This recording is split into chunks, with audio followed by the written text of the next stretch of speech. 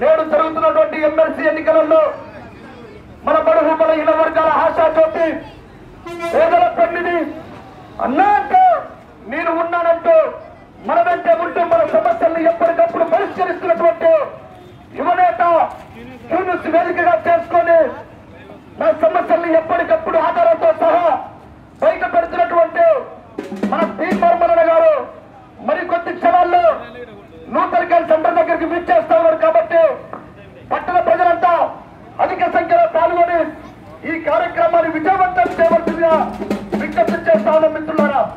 జై మల్లన్న, జై మల్లన్న. ఓకే, ఇప్పటి వరకు తెలంగాణ రాష్ట్రంలో అన్న కొంచెం సౌండ్ ఉంట పెట్టు అంతేనా? ఈ బుర్రలోనే ఈరోజు మరి కాసేపట్లో నూతనకల్ పట్టణానికి విచ్చేస్తున్న